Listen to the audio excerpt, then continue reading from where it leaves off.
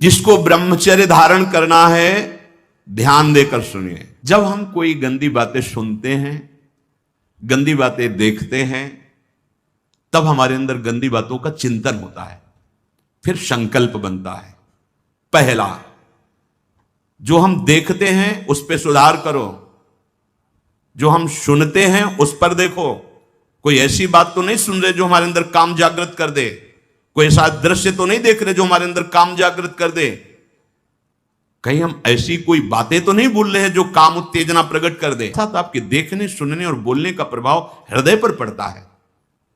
यदि आपका देखना, सुनना और बोलना गंदा है, गंदे का भाव आप समझ रहे होंगे, कामोत्तेजना बढ़ाना वाला है, बेकार की बातें केवल ब्रह्मचर्य की होंगी, तुम ब्रह्मचारी रह ही नहीं सकते।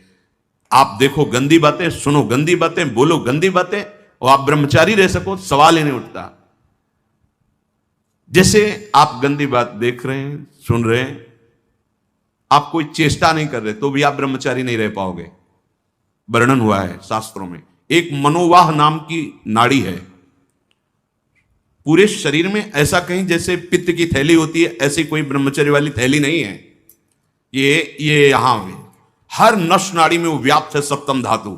मनोवाह नाड़ी, जो ही आपका चिंतन विकारात्मक हुआ, वो नाड़ी घसीटती पूरे शरीर से उस सप्तम धातु को, और वो घसीट लिया, आपने क्रिया की या नहीं की, आपका चिंतन बिगड़ा हो गया, वो किसी न किसी बहाने से लघु शंका में, स्वप्न में, कैसे भी बाहर हो जाएगा, वो नहीं रुकेगा। संकल्प रहित, भोग संकल्प रहित हृदय कब होगा? जब आपका देखना, सुनना और बोलना पवित्र होगा। बहुत सावधान। आज सावधान होना तो बहुत ही कठिन है, क्योंकि मोबाइल है।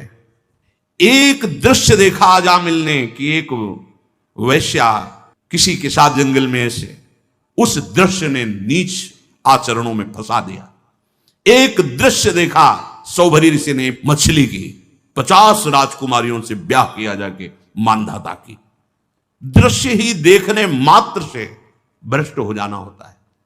फिर आप उसको तो सर्च करके, इच्छा करके देख रहे हैं। हाथ जोड़कर प्रार्थना है, इस आग से बचो। ये आग तुम्हारे सुकृतों का नाश करके, तुम्हारी जीवनी शक्ति का नाश करके तुम्हें ऐसे चिंता, शोक, ऐसे दुख में फंसा देगी, फिर नहीं निकल पाओगे। हम बातें बड़ी ऊंची ऊंची धर्म की करते हैं, लेकिन नींव नहीं है धर्म की।